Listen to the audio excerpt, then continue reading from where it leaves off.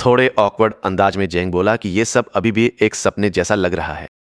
Park ने अपनी भौहें चढ़ाई और पूछा कि उसका क्या मतलब है। जेंग ने माना कि पिछले 14 सालों से वो बस गुजारा ही कर रहा था। उसने कभी किसी लेवल 3 या 4 डंजन में कदम तक नहीं रखा था और आज एक ही दिन में वो लेवल 4 डंजन के अंदर 50 बार होकर आ गया। वहां के लिजर्डमैन लेवल 1 या 2 डंजन्स के बॉसेस जितने स्ट्रांग थे। 3 साल तक उसने ई रैंक तक पहुंचने के लिए स्ट्रगल किया, पर पार्क के गिल्ड के साथ वो कुछ ही घंटों में डी रैंक पर कूद गया। उसने कहा कि अगर वो सिलाक गिल्ड ज्वाइन करता तो शायद उसकी ट्रेनिंग भी टाइम पर खत्म नहीं हो पाती। फिर शर्माते हुए उसने पूछा कि क्या यह वाकई सच है।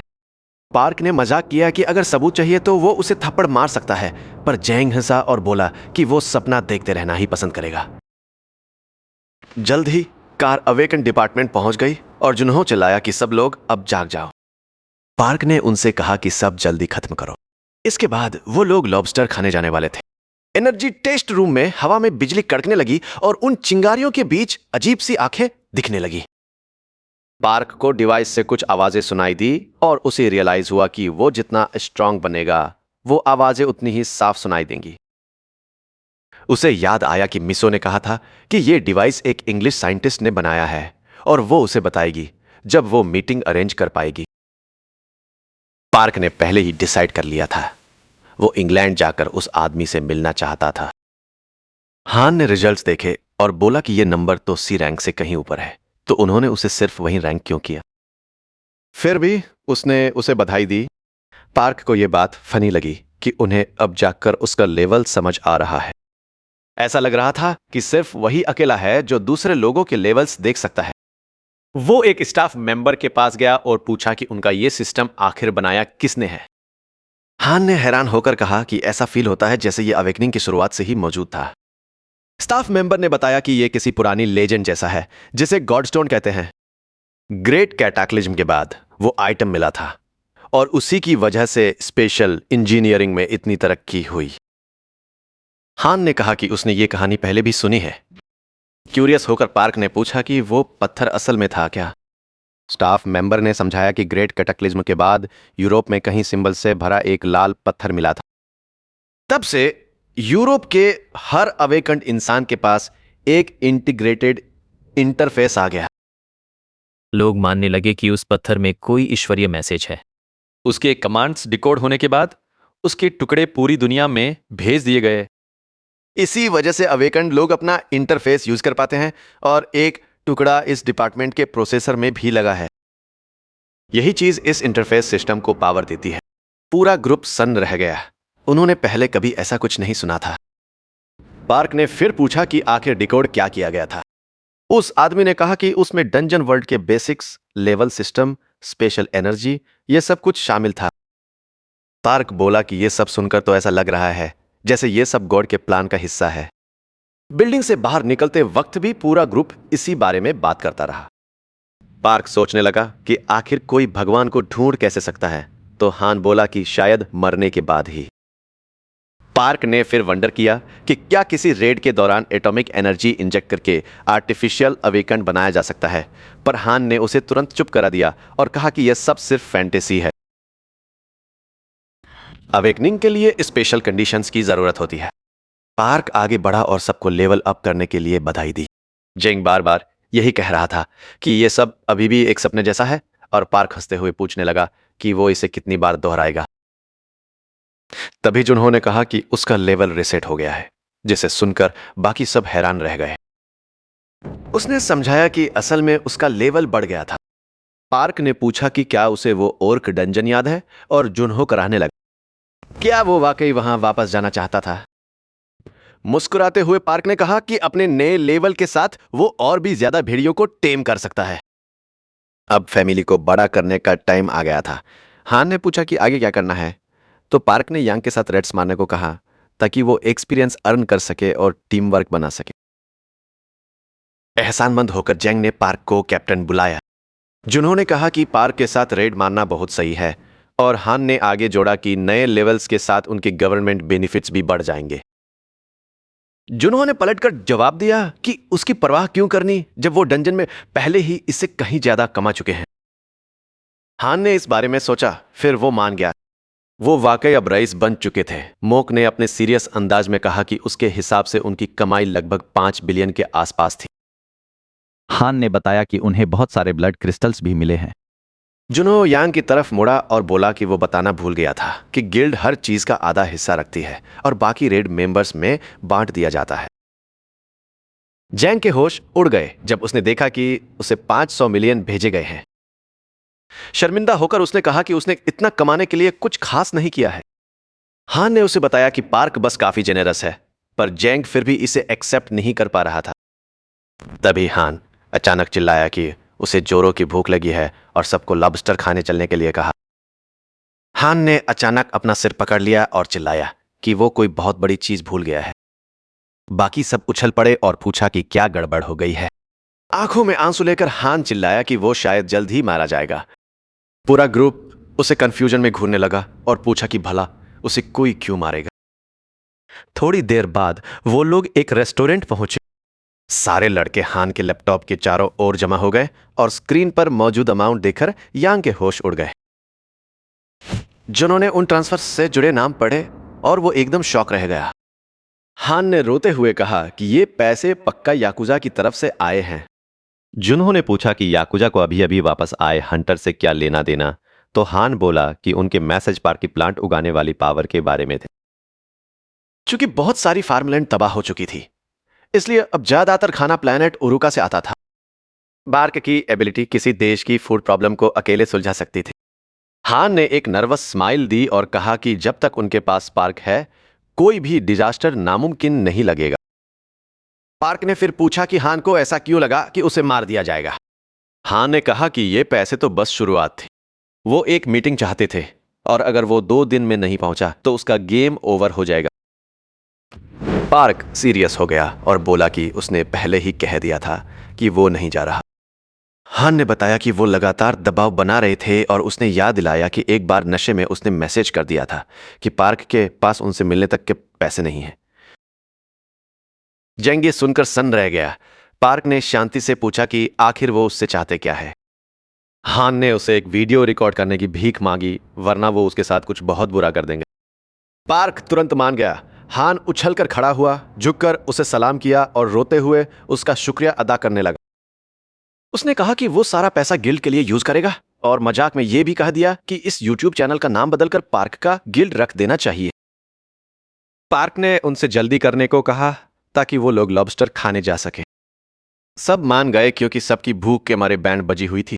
हान ने कैमरा सेट किया, स्पॉन्सर्स को ग्रीट किया, अपना इंट्रोडक्शन दिया और पार्क को फ्रेम में ले आया। उसने पार्क को वो बंदा बताया जिसका सबको इंतजार था।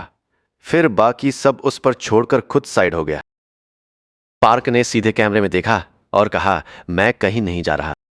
फिर वो मुड़ा और बोला कि इतना काफी है, अब चलो लॉबस्टर खाते हैं। यह सुनकर हान एकदम फ्रीज हो गया। बस इतना ही? उसने पूछा। बाकी लोगों को भी समझ नहीं आया कि इसमें प्रॉब्लम क्या है। जेंग बोला कि पार्क ने अपनी बात एकदम क्लियर कह दी है और मोक ने बस इतना कहा कि उसे भूख लगी है, इसलिए सब जल्दी चलो।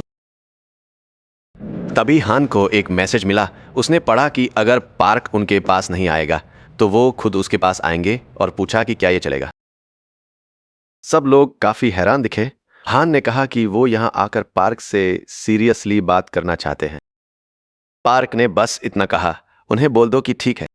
वहां से जाते हुए उसने आगे जोड़ा कि अगर वो सच में आना चाहते हैं तो उन्हें कोई रोक नहीं सकता। कैफे में जुन्हों ने पूछा कि ये मैसेजेस किस देश से आ रहे हैं। हान ने बताया कि ये शायद वही जगह है जहां हीरो गया है। उनमें से किसी ने भी नोटिस नहीं किया कि बगल वाली टेबल पर बैठा एक आदमी उन्हें बड़े गौर से देख रहा है। शहर में रात हो चुकी थी। एक कार में एक नौजवान ने फोन पर अपने सुपीरियर को बताया कि वो रास्ते में ही है। फोन रखने के बाद उसने मुंह बनाया और बड़बड़ाया कि वो बुढ़ा उसे पागल कर देगा। फिर उसने ड्राइवर से कहा कि वो थक गया है और वो लोग क्लब जा रहे हैं, पर तभी उसका फोन फिर से बज उठा। उसने चिढ़कर फोन उठाया। इस बार एक आदमी कैफे से कॉल कर रहा था। कॉलर ने डायरेक्टर को बताया कि उसने पार्क को ढूंढ लिया है। हैरान होकर डायरेक्टर ने पूछा कि कहां। आदमी ने कहा कि गिल्ड के साथ डिनर के बाद पार्क एक डंजन में जा रहा है, वही जहां हाल ही में एक इंसिडेंट हुआ था। मुस्कुराते हुए डायरेक्टर ने उसे ऑर्डर दिया कि पार्क को वहीं रोक कर रखे। इसी बीच डीजीबी बिल्डिंग के अंदर आर्मचेयर पर बैठे एक आदमी ने फोन उठाया और डायरेक्टर से पूछा कि उसे क्या चाहिए। डायरेक्टर ने बताया कि उनके पास विटामिन ग्रुप की एक मेंबर सोंगी है और उसने अपने पिछले इंटरव्यू में कहा था कि उसे पार्क पसंद है। आदमी ने कंफर्म किया कि उसने वाकई ऐसा कहा था। डायरेक्टर बोला कि जल्द ही एक नया गाना आ रहा है और वो इस स्कैंडल को प्रोमो के तौर पर यूज करना चाहता है। उस आदमी ने मुंह बनाया। उस अपने बॉस की ये थिंकिंग बिल्कुल समझ नहीं आ रही थी। तभी डायरेक्टर ने ड्राइवर को गाड़ी मोड़ने के लिए कहा। उन्हें एक क्लाइंट को पिक करना था। कार ने एक जोरदार टर्न लिया और दूसरी तरफ तेजी से निकल गई। तभी कार में बैठे उस आदमी को चेयरमैन का एक और कॉल आया। उसने बड़े रिस्पेक्ट के साथ जवाब दिया। वो बूढ़ा पहले से ही चिल्ला रहा था, उसे बदतमीज बोलते हुए पूछ रहा था कि वो अब तक वहां पहुंचा क्यों नहीं। आदमी ने शांति से कहा कि वो डीजीबी का बिजनेस हैंडल कर रहा है और पूछा कि वो इतनी गालियां क्यों दे रहे हैं। चेयरमैन और जोर से चिल्लाया और उस पर इल्जाम लगाया कि वो फिर से उनके खिलाफ कोई साजिश रच रहा है। उसने उससे तुरंत आने का ऑर्डर दिया और वार्निंग दी कि अगर वो कहीं और गया तो जिंदा नहीं बचेगा। डायरेक्टर ने उन्हें शांत करने की कोशिश की, ये कहते हुए कि वो अब भी उनका बेटा और डीजीबी का वाइस प्रेसिडेंट है। उसने वादा किया कि इस बार वो सच में कंपनी की मदद करेगा। चेयरमैन ने कंफ्यूज होकर पूछा कि उसका मतलब क्या है। एक शातिर मुस्कान के साथ उसके बेटे ने कहा कि वो पार्क को रिक्रूट करना चाहता है। बुढ़ा फिर से भड़क गया और पूछा कि क्या उसे सच में लगता है कि ये इतना आसान होगा। उसने बताया कि वो इस मामले को निपटाने के लिए पहले ही एक मैनेजर को भेज चुका है। चिल्लम चिल्ली से तंग आकर बेटे ने फोन काट दिया। उस इस बात पर गुस्सा आ रहा था कि उसके बाप को उस पर भरोसा नहीं है। अपने फोन को देखते हुए वो बड़बड़ाया कि उसकी अपनी फैमिली उसके साथ ऐसा बर्ताव कर रही है। तभी सोंगी ने उसे कॉल किया और भाई कहकर बुलाया। उसकी आवाज सुनकर वो मुस्कुराया और पूछा कि वो कैसी है। उसने पूछा कि क्या यह सच है कि वो उसे पार्क सुहू से मिलवाने का प्लान बना रहा है। उसने हाँ कहा और उसे तैयार होने को बोला क्योंकि वो उसे पिक करने आ रहा था। कॉल के बाद उसने अपने बाप के साथ हुई बात को फिर से सोचा और उस मैनेजर पर बहुत चिढ़ हुई। उस बूढ़े लोमड़ की हिम्मत कैसे हुई उसके रास्ते में आने की। उसके हिसाब से यंग लोगों को यंग लोग ही हैंडल करने चाहिए। पक्का पार्क सोहो भी वीटा ग्रुप की आइडल को मना नहीं कर पाएगा। अगर यह काम कर गया तो उसे अपने बाप के आगे और नहीं झुकना पड़ेगा। पावर आखिरकार उसके हाथ में होगी। इसी बीच एक सुनसान डंजन में जोरदार भिनभिनाहट की आवाज गूंजने लगी। ये आवाज ऊपर उड़ रहे एक हेलीकॉप्टर की थी जिसे बिल्डिंग से झांक रहे मॉन्स्टर्स देख रहे थे। हेलीकॉप्टर से चमकते हुए गोले नीचे गिरे और हर तरफ फैल गए। हर एक गोले से इंफ्रारेड लाइट निकल रही थी। हेलीकॉप्टर की स्क्रीन पर एक इमेज फ्लैश हुई और पायलट ने रिपोर्ट दी कि हर तरफ गोब्लिन्स भरे पड़े हैं। यह तो बिल्कुल घास के ढेर में सुई ढूंढने जैसा था। वो सोचने लगा कि आखिर इतने टॉप गियर वाले एलीट सोल्जर्स को सिर्फ एक आदमी के पीछे क्यों भेजा गया है। तभी अल्ट्रावायलेट डिस्प्ले पर अचानक एक इंसान दिखाई दिया। पायलट जोर से चिल्लाया कि लेफ्ट टर्न लो और लाल लाइट उस तरफ शिफ्ट हो गई। एक आदमी कोने में दुबक कर बैठा था। उसके चेहरे पर एक बहुत बड़ा स्कार था। पकड़े जाने पर चिढ़कर वो बड़बड़ाया कि पहले उन्होंने ही उसे यूज किया और अब वो दोबारा उसका शिकार कर रहे हैं। नरक से सीधा यहां। हेलीकॉप्टर से सोल्जर्स ने उसे वहीं रुकने को कहा। वो उसे रेस्क्यू करने आए थे। पायलट ने गाली देते हुए कहा कि वो आदमी गोब्लिन से गिरा हुआ है और तभी स्कार वाले आदमी के सामने एक गोब्लिन आ गया। सोल्जर्स चिल्लाए कि जल्दी करो और उस तक टाइम पर पहुंचो। आदमी ने पिस्टल निकाली और अंधाधुंध फायरिंग शुरू कर दी। उसने पास वाले गोब्लिन्स को ढेर किया और वहां से भागा, पर वो क्रीचर्स उसका पीछा करने लगे और उसे लगभग पकड़ ही लिया था। हेलीकॉप्टर ऊपर से उसे फॉलो कर रहा था। वो फुल स्पीड में भागा जब तक कि एक गोब्लिन ने उस पर कुल्हाड़ी से हमला नहीं कर दिया। वो मुड़ा और फिर से गोलियां चलाई जिससे और भी गोब्लिन्स मारे गए। वो सीढ़ियों की तरफ भागा और उन्हें रोकने के लिए फायरिंग करता रहा, पर तभी उसकी किस्मत ने साथ छोड़ दिया। वो लड़खड़ाकर जमीन पर गिर पड़ा। उसकी पिस्टल दूर जा गिरी और इससे पहले कि वो खड़ा हो पाता, एक गोब्लिन ने उसे दबोच लिया और उसे मारने के लिए अपना मुंह खोल दिया।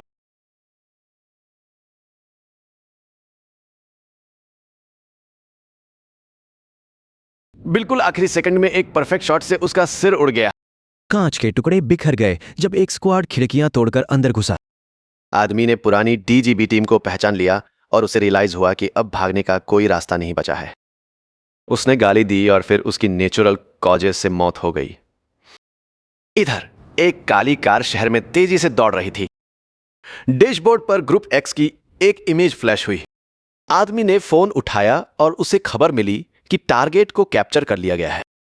उसने उनकी तारीफ की और आदमी को वेयरहाउस ले जाने का ऑर्डर दिया। उसी वक्त डायरेक्टर ने मैनेजर को डांटा और पूछा कि उसने ये क्या कर दिया। चिढ़कर उस आदमी ने कहा कि उसने मैनेजर को बस पार्क को वहीं रोक कर रखने को कहा था जब तक वो खुद वहां नहीं पहुंच जाता। मैनेजर को याद आया कि पार्क ने शांति से कहा था कि वो अंदर अकेला जाएगा। उसने उसे रोकने की कोशिश की, पर पार्क ने बस पीछे मुड़कर देखा, एक डीजीबी बिजनेस कार्ड लिया और पलक झपकते ही पोर्टल के अंदर चला गया। मैनेजर ने गिल्ट में आकर समझाया कि पार्क इतनी तेजी से गायब हुआ कि उसने उसकी बात तक नहीं सुनी।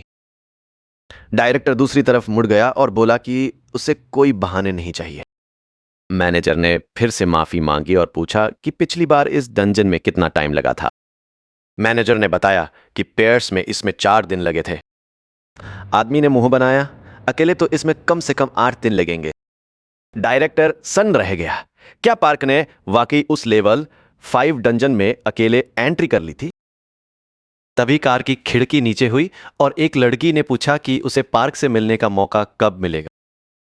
बिना मुड़े ही डायरेक्टर ने उसे पार्क बुलाया और कहा कि पार्क पहले से ही डंजन के अंदर है और मरे हुए गोब्लिन्स के पहाड़ पर खड़ा है। अंदर पार्क अपनी एबिलिटीज चेक कर रहा था। अब उसके पास सारे ड्रिड पॉइंट्स थे, पर उसे अब भी और एक्सपीरियंस चाहिए था। तभी उसे लाशों के ढेर के नीचे कुछ हिलता हुआ महसूस हुआ। मुस्कुराते हुए उसने पूछा कि क्या कोई अभी भी जिंदा है और अपनी ट्रैकिंग स्किल यूज की। लाशों के ढेर में एक जख्मी गोब्लिन दिखाई दिया। किसी तरह उसकी सांसें अभी भी चल रही थी। पार्क जरा भी नहीं हिचकिचाया और अपनी कुल्हाड़ी घुमा दी। गोब्लिन को रिएक्ट करने का मौका तक नहीं मिला। वार इतना जोरदार था कि उसने सिर्फ गोब्लिन को ही नहीं बल्कि उसके आसपास की लाशों के भी परखच्चे उड़ा दिए। पार्क ने खून से लथपथ एक पत्थर बाहर निकाला और नोटिफिकेशन देखकर मुस्कुराने लगा। उसे 23 एक्सपीरियंस पॉइंट्स मिले थे, बिल्कुल उतने ही जितने उसे चाहिए थे। पत्थर उसके हाथ से गायब हो गया और सीधे गिल्ड के पॉइंट बैंक में चला गया। अब उसके पास काफी पॉइंट्स थे और सिस्टम ने 5-0 में एक नया हंटिंग एरिया ऑफर किया। पार्क ने इसे एक्सेप्ट कर लिया। मैप सामने आया और उसने एक स्पॉट चुन लिया। पार्क की जमीन। एक मैसेज ने कंफर्म किया कि हंटिंग ग्राउंड अब एक्टिव हो चुका है। फिर उसने अपने टेम्ड क्रीचर्स को चेक किया।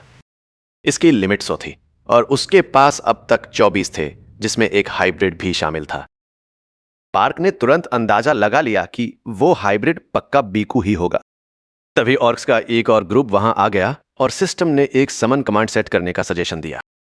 ऑर्क्स हथियार उठाए उसे जान से मारने के लिए तेजी से आगे बढ़े। पार्क ने उन पर जरा भी ध्यान नहीं दिया। वो अब भी कमांड के बारे में ही सोच रहा था। उसने अपना हाथ आगे बढ़ाया और एक नीली चमक दिखाई दी। फिर वो बोला, समन बिस्ट्स। बिजली और नीली रोशनी पूरे मैदान में फैल गई, पर ऑर्क्स अपने नुकीले दांत दिखाते हुए हमला करते रहे। रोशनी में से सबसे पहले एक भेड़िए का जबड़ा बाहर आया और फिर पूरा झुंड पीछे पीछे निकल आया। पार्क मुस्कुराया। वो रिजल्ट से काफी खुश था। भेड़िए ऑर्क्स की तरफ झपटे जबकि एक कबूतर ऊपर मुडराते हुए सब देख रहा था। एक पल बाद पार्क भी हाथ में डैगर लेकर उनके साथ शामिल हो गया, ये सोचकर कि आज 100 के 100 स्लॉट्स भरने के लिए एकदम परफेक्ट दिन है। इसी बीच एक क्लब में लाउड म्यूजिक बज रहा था जहां यंग लोग डांस कर रहे थे, पर डायरेक्टर ने शिकायत की कि जगह बोरिंग है और सुंदर लड़कियां भेजने को कहा। तभी उसका फोन बजा। ये फिर से वही मैनेजर था। उसने चिढ़कर फोन उठाया, पर यह सुनकर सन्न रह गया कि पार्क डंजन से वापस भी आ चुका है। उसने सोचा मैनेजर तो पक्का ड्रंक होगा। 2 घंटे में कोई एक क्लियर कैसे करता है? पार्क पहले ही वापस अंदर जा चुका था। यह सुन के वो और भी शॉक्ड हो गया। मैनेजर ने बताया कि एक वेंडर ने पहले भी ऐसा देखा था और पार्क वाकई लेवल 5 के डंजन्स को सिर्फ 2 घंटे में क्लियर कर रहा था। डायरेक्टर ने यकीन नहीं किया और बोला, मैनेजर लॉसिंग इट है। पास में सॉन्गी ने टैबलेट से आंखें उठाई जब अचानक उसका नाम सुनाई दिया। डंजन के अंदर पार्क मजे से ऑर्क्स को आसानी से शेडिंग कर रहा था। फिर वो मुड़ा और देखा तीरों की रेनिंग वुल्स की तरफ आ रही थी। उसने तुरंत उन्हें रिट्रीट करने का ऑर्डर दिया और वो एक एक करके ब्लू पोर्टल्स में कूद पड़े। तीर ऑर्क्स पर ही गिर पड़े, जिससे वो चिल्लाने लगे जबकि शॉट्स को ब्लॉक करने की कोशिश कर रहे थे। उसी समय पार्क खुद को हवा में लॉन्च किया और उसकी पीठ से सफेद पंख फैल गए। ऑर्क्स अपनी भाषा में चिल्लाए जब वो दुश्मन आर्चर्स की ओर उड़ रहा था। उसने उनके ऊपर गोल घुमा, फिर नीचे गिरकर टॉर्नेडो यूज किया। चमकते वर्लविंड्स उठे, मॉन्स्टर्स को हवा में खींचकर इधर उधर फेंक दिया।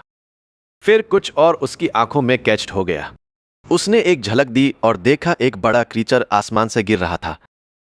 पार्क लैंडिंग स्पॉट की ओर स्प्रिंट किया, जबकि टॉर्नेडो अभी भी बाकी को पकड़ रहा था। वह ठीक उसी समय पहुंचा जब ऑर्क किंग क्रैश्ड डाउन हुआ। बिना रुके उसने कहा कि ग्रे वुल्फ्स का टाइम है और एक को सुमन किया। एक फ्लैश में पार्क एक विशाल सफेद वुल्फ में बदल गया, लड़ने के लिए रेड। और किंग अपनी ही भाषा में कुछ गुर्राया और पार्क ने जवाब दिया, मुझे रत्ती भर भी समझ नहीं आ रहा, तू क्या बोल रहा है? और फिर उसके मुंह पर एक जोरदार पंच जड़ दिया। और किंग पीछे की तरफ उड़ता हुआ गिरा। पार्क ने फिर से टोर्नेडो का यूज किया और हवा उस मॉन्स्टर को निगल गई। अभी भी वुल्फ फॉर्म में रहते हुए वो ऊपर उछला और हवा में ही ऑर्क का पीछा करने लगा। एक स्पिनिंग हिट के साथ उसने ऑर्क किंग के सिर पर वार किया और उसे जमीन पर इतनी जोर से पटका कि वहां एक बड़ा सा क्रेटर बन गया।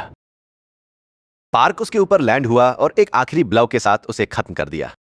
एक नोटिस आया, उसका लेवल अप हुआ और उसे 238 एक्सपीरियंस पॉइंट्स मिले। 500 मीटर दूर एक और पोर्टल खुला जो 15 मिनट में बंद होने वाला था। जैसे ही ऑर्क उस तूफान से संभलने लगे, पार्क पोर्टल की तरफ भागा। रास्ते में वो भेड़ियों के एक झुंड के पास से गुजरा और टेम स्किल का यूज किया। ऑर्क्स ने उसे देख लिया और उसके पीछे भागे, लेकिन पार्क और उसके नए वुल्व्स पहले ही पोर्टल की तरफ रश कर रहे थे। एक एक करके सारे वुल्व्स उन छोटे पोर्टल्स में घुस गए जो उसने खोले थे। वापस ह्यूमन फॉर्म में आकर वो पोर्टल पार कर गया और सोचने लगा कि इस फॉर्म के साइड इफेक्ट्स उसके हाइब्रिड वाले से कितने अलग थे। जब उसने मेन्यू खोला तो देखा कि उसने 88 वुल्व्स को टेम कर लिया है। उसने सोचा बस एक और रन और वो पूरे 100 स्लॉट्स भर लेगा और फिर भी हंटिंग लेवल बूस्ट कर पाएगा। तभी कैप पहने एक लड़की उसके सामने आ गई। वो सोंग यी थी। उसने पूछा कि क्या वो पार्क है और पार्क ने सीधे सीधे पूछ लिया कि उसे क्या चाहिए। आसपास के लोगों ने उसे पहचान लिया और कानाफूसी करने लगे कि क्या वो दोनों साथ है।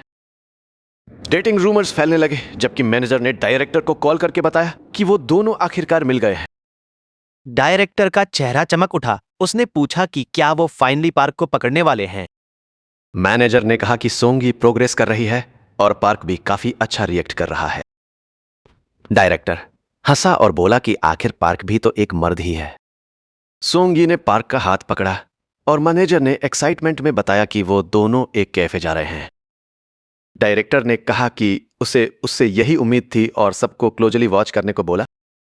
गाड़ी में उसने ड्राइवर को जल्दी करने के लिए कहा। इस बीच पार्क हमेशा की तरह बिजी लग रहा था। जब डायरेक्टर आखिरकार वहां पहुंचा तो उसने इधर उधर देखते हुए पूछा कि पार्क कहां है। सोंग ये एक टेबल पर बैठी रो रही थी। उसने बताया कि वो दोनों साथ आए थे, पर पार्क ने बस ड्रिंक पीने की बात की और तुरंत निकल गया। डायरेक्टर शॉक में चिल्लाया और सोंगी और भी जोर से रोने लगी। फिर वो अचानक भड़क गई कि पार्क ने उसे रिजेक्ट कर दिया क्योंकि वो कमजोर थी। उसे वैसी लड़कियां पसंद नहीं थी। डायरेक्टर ने पूरी तरह गलत समझ लिया और पूछा कि क्या वो ड्रग्स पर है। गुस्से में उसने टेबल पर हाथ पटका और चिल्लाई, बिल्कुल नहीं। फिर वो ये कहते हुए बाहर निकल गई कि वो भी एक हंटर बनेगी। डायरेक्टर एकदम ब्लैंक हो गया और मैनेजर से पूछा कि अभी क्या हुआ। मैनेजर ने समझाया कि पार्क ने कहा था कि उसकी गर्लफ्रेंड का स्ट्रांग होना जरूरी है। डायरेक्टर पैनिक करने लगा और बोला कि सब कुछ गड़बड़ हो रहा है। मैनेजर ने उसे शांत करने की कोशिश की और कहा कि क्लैन में स्ट्रांग अवेकन्ड औरतें भी हैं। डायरेक्टर ने पूछा कौन। मैनेजर ने एक लाल बालों वाली क्लास ए का नाम लिया जो बहुत स्ट्रांग थी, पर डायरेक्टर चिढ़ गया और पूछा कि पार्क अभी कहां है। मैनेजर ने बताया कि वो वापस पोर्टल के अंदर चला गया है। डायरेक्टर ने डेस्परेट होकर अपना सिर पकड़ लिया और कंप्लेंट करने लगा कि साला कुछ भी वर्कआउट नहीं कर रहा। फिर मैनेजर ने उसके पीछे इशारा किया। पार्क पहले ही पोर्टल से बाहर आ चुका था और अपना इंटरफेस ऐसे चेक कर रहा था जैसे वहां कोई और हो ही नहीं। एक हल्की सी स्माइल के साथ वो दूर कहीं देखने लगा। डायरेक्टर शॉक में उस घूरता रह गया। अभी तो बस कुछ ही मिनट हुए थे। फिर वो पार्क की तरफ भागा। इस बार उसे हाथ से जाने नहीं देने की ठान ली थी। वो पार्क का नाम चिल्लाते हुए उसकी तरफ स्प्रिंट मार के गया। जब वो फाइनली उसके पास पहुंचा तो पार्क ने बस इतना पूछा कि उन्हें क्या चाहिए। डायरेक्टर ने कहा कि उसे बात करनी है और अपनी जैकेट में हाथ डालकर खुद को ढंग से इंट्रोड्यूस करने की कोशिश की। पार्क ने सब इग्नोर कर दिया और बिना कुछ बोले वापस पोर्टल के अंदर चला गया। डायरेक्टर वहां स्टंट खड़ा रह गया और पूछने लगा कि क्या सच में उसे ऐसे इग्नोर कर दिया गया। मैनेजर ने कहा, हां शायद ऐसा ही है। गुस्से में पागल होकर डायरेक्टर गालियां देने लगा और पार्क के पीछे पोर्टल में जाने के लिए बढ़ा, पर मैनेजर ने उसे रोक लिया। अभी भी गुस्से में उसने पूछा कि क्या सच में यह सब हुआ और मैनेजर उसे शांत करने की कोशिश करने लगा। तभी कोई वहां आया। एक आवाज आई जिसने उन्हें टोकते हुए कहा कि अब बहुत हो गया। चिढ़कर डायरेक्टर ने पूछा कि आखिर यह है कौन। एक आदमी ब्लैक सूट वाले बॉडीगार्ड्स के साथ आगे आया। डायरेक्टर ने तुरंत चीफ सेक्रेटरी चे ऑन को पहचान लिया। चे ऑन ने कहा कि बहुत सारे लोग देख रहे हैं, इसलिए अभी के लिए इसे यही छोड़ देना चाहिए। आसपास के लोग गॉसिप करने लगे। एक ने बोला, क्या वो प्रेसिडेंट का बेटा नहीं है? दूसरे ने मजाक उड़ाया कि पार्क उसे इग्नोर कर रहा है, इसलिए वो ऐसा ड्रामा कर रहा है। कोई और हंसा, ये जानने के लिए क्यूरियस कि अब वो क्या मैस अप करेगा। डायरेक्टर को लगा उसकी इमेज खराब हो रही है और बुदबुदाया कि आज सच में उसका दिन ही खराब है। चेइंग ने उसे रेस्ट करने को कहा और बोला कि बाकी सब उस पर छोड़ दे। अभी भी अपसेट डायरेक्टर ने कोल्डी कहा कि ये उसका काम है, लेकिन चेइंग ने उसके एफर्ट्स की तारीफ की और कहा कि पार्क को अप्रोच करने का एक और चांस मिलेगा। डायरेक्टर एकदम से खुश हो गया और पूछा कि क्या वो सीरियस है। चेइंग ने हाँ कहा। फिर डायरेक्टर ये बुदबुदाते हुए चला गया कि वो उस क्रेजी बंदे से पक चुका है। उसके तुरंत बाद चेइंग ने प्रेसिडेंट को कॉल किया और कहा कि वो डंजन एंट्रेंस पर वेट कर रहा है। प्रेसिडेंट ने पूछा कि क्या उसके बेटे जुनहो ने फिर से कोई प्रॉब्लम खड़ी कर दी है। चियंग ने कहा कि बड़ा इश्यू पार्क की डंजन क्लियर करने की स्पीड है। ये उनकी एक्सपेक्टेशन से कहीं ज्यादा था। प्रेसिडेंट खुश लगा और बोला कि इसीलिए तो हम उस पर इतना पैसा इन्वेस्ट कर रहे हैं। तभी पार्क फिर से डंजन से बाहर आया और कॉल के बीच में ही चयंग को सरप्राइज कर दिया। बिना आसपास देखे पार्क ने अपना इंटरफेस खोला और रिजल्ट्स चेक किए। उसने आखिरकार 100 क्रिएचर्स को टेम कर लिया था और हंटिंग लेवल 2 पर लिमिट बढ़कर 200 हो गई थी। सब कुछ चेक करने के बाद उसने डिसाइड किया कि अगला स्टेप सिंपल है, रेस्ट करना और खाना खाना। उसने अपने सामने खड़े लोगों को नोटिस तक नहीं किया। चाओन ने उसे ग्रीट किया और पार्क ने जोक मारा कि वो आज सच में बहुत पॉपुलर है। सेक्रेटरी ने खुद को डीजीबी का हिस्सा बताया और पार्क ने नोटिस किया कि ये गिल्ड पक्का डंजन कंट्रोल करती होगी। चाओन ने कंफर्म किया और कहा कि वो जो कुछ भी हुआ उसके लिए अपोलोजाइज करने आया है। पार्क को पहले कुछ समझ नहीं आया और उसने पूछा कि उसका क्या मतलब है, पर फिर उसे रियलाइज हुआ कि वो लेवल 5 डंजन वाले इंसिडेंट की बात कर रहे हैं। उसने पूछा कि ये अपोलॉजी अब क्यों आ रही है। चाउन ने कहा कि वो सिर्फ बातों से ज्यादा कुछ प्रिपेयर कर रहे थे और वो उसे थैंक यू भी बोलना चाहते थे। पार्क की प्रेजेंस ने डंजन की वैल्यू बहुत बढ़ा दी थी। पास खड़े लोग फुसफुसाने लगे, ये सोचते हुए कि चयोंग से बात करने वाला ये बंदा आखिर है कौन। चयोंग ने कहा कि उन्होंने उसके लिए कुछ रेडी किया है और सजेस्ट किया कि बाकी बातें खाने पर करते हैं।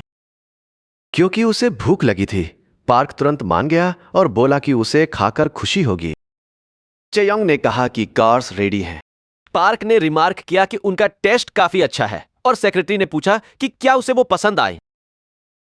पार्क बस मुस्कुराया। सुहो की गिल्ड में वापस वो रात काफी स्पेशल लग रही थी। मेन पेड़ और भी लंबा हो गया था और जुगनू आसपास उड़ रहे थे। ग्रुप एक अमेजिंग दिन सेलिब्रेट करते हुए घर आया। बढ़िया ड्रिंक्स, जूसी लॉबस्टर, एकदम असली दावत। जांग ने कहा कि उसे समझ आ गया कि मोक ऐसा क्यों था, पर उसे जुनहो के लिए बुरा लगा जिसे पीने को भी नहीं मिला। हान हंसा और बोला कि उन्हें बस एक ड्राइवर हायर कर लेना चाहिए और सब मान गए। फिर अचानक हान का चेहरा बदल गया। उसने गाली दी और जुनहो ने पूछा कि क्या हुआ। हान ने कहा कि वो उन लोगों के साथ मीटिंग सेट करना भूल गया जो गिल्ड ज्वाइन करना चाहते थे, क्योंकि वो खाने और ड्रिंक्स में डिस्ट्रैक्ट हो गया था। मोंक ने बोला कि उसे कल कंस्ट्रक्शन ऑफिस जाना है और थोड़ा टेंशन में उसने मीटिंग शिफ्ट करने का सजेशन दिया। पर हान एकदम एक्साइटेड हो गया और बोला कि ये तो नॉर्मल होना चाहिए, हम रोज लॉबस्टर खाएंगे और पिएंगे।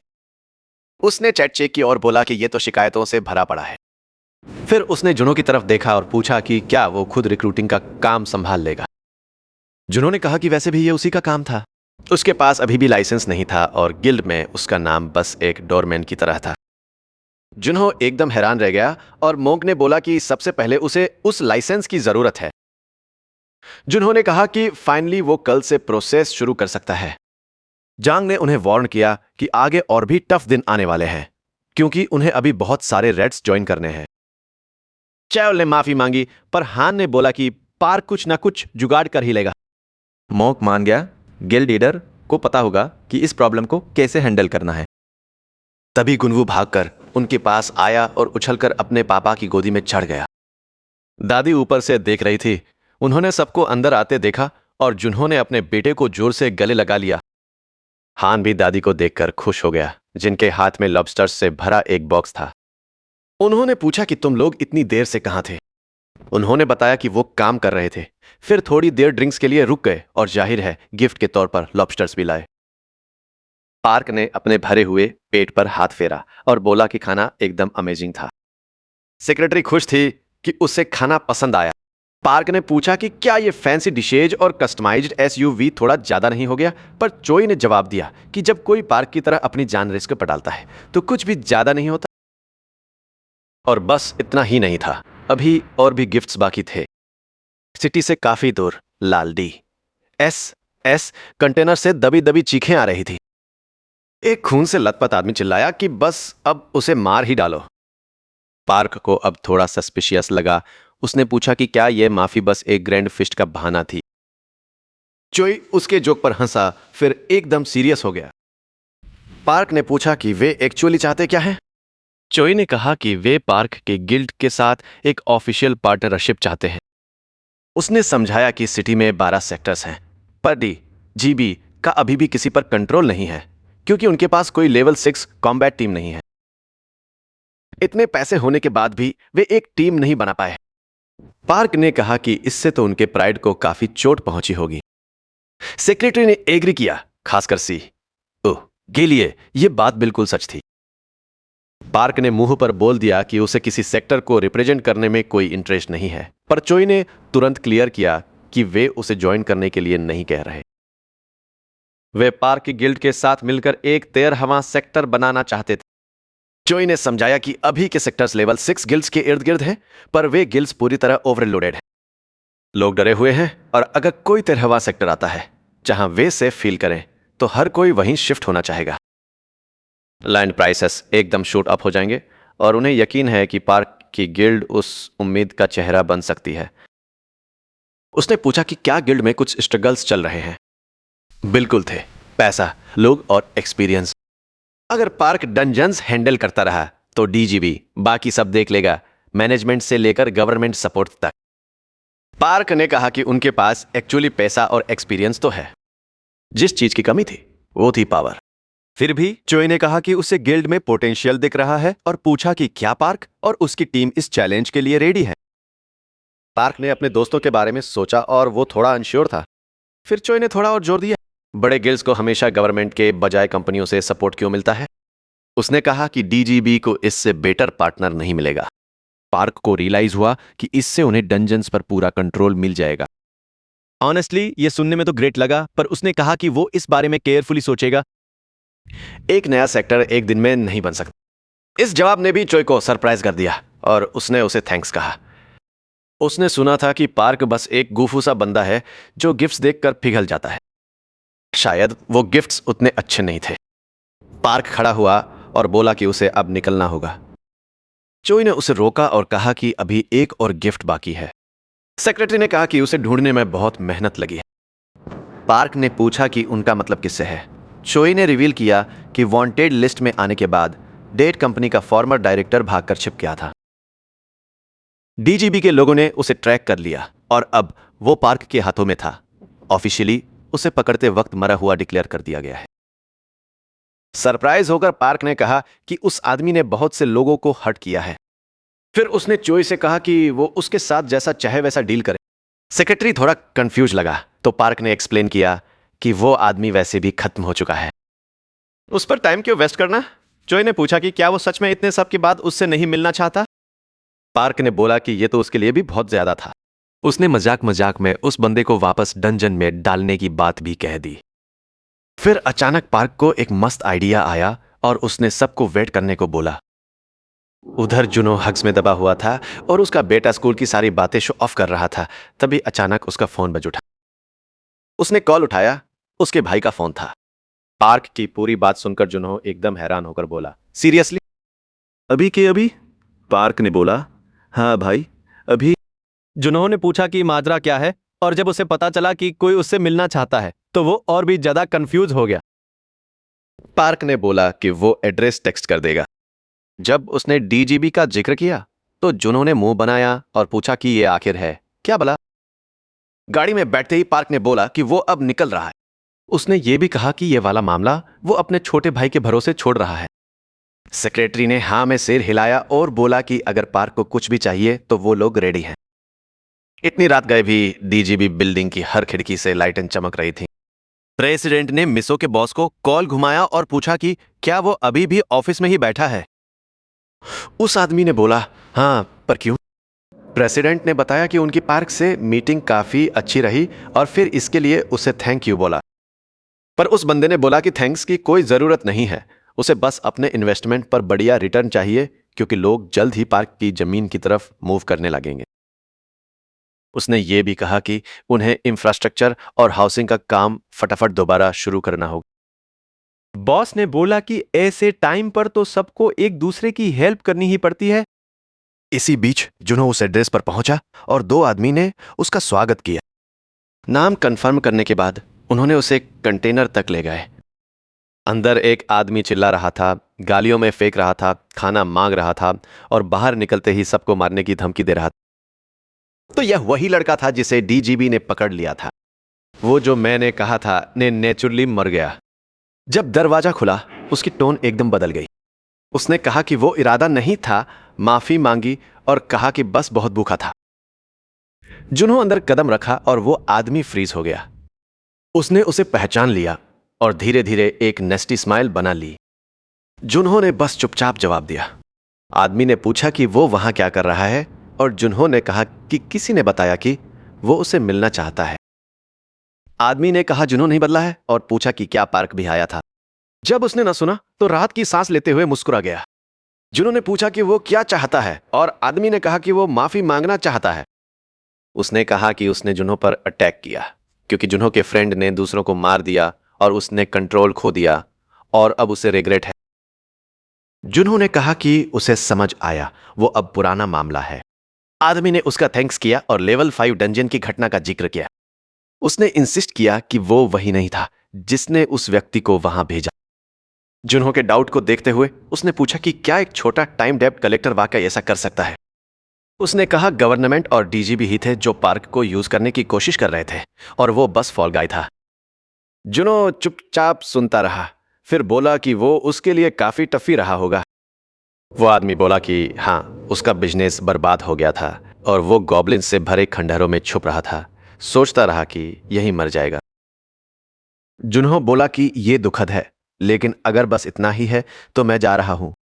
वो आदमी घबरा गया और बाहर निकलने के लिए मदद मांगी। उसने कहा कि उसने उसे पैसे दे दिए थे और गुनवू की मां को नौकरी दिलाने में मदद की थी। फिर रुक गया, समझते हुए कि उसने क्या कबूल किया। नीचे देखकर उसने कहा कि उसने उससे कहा था कि जुन्हो को मत बताना। जुन्हो का शांत चेहरा झट से शौक में बदल गया।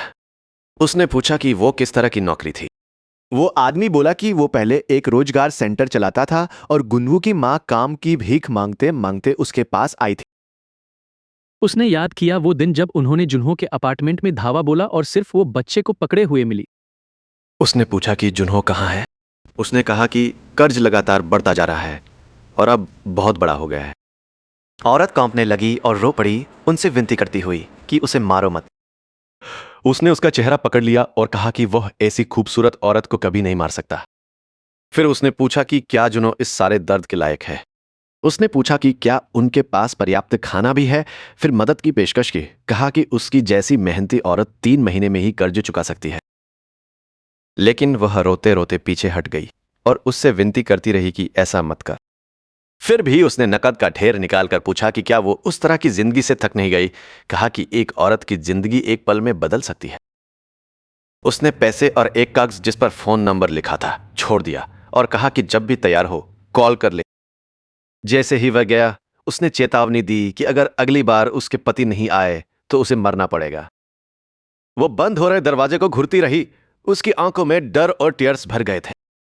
उसको सुनते ही जूनहो हिल गया और पूछा, उसके बाद वो तुम्हारे ऑफिस गई थी?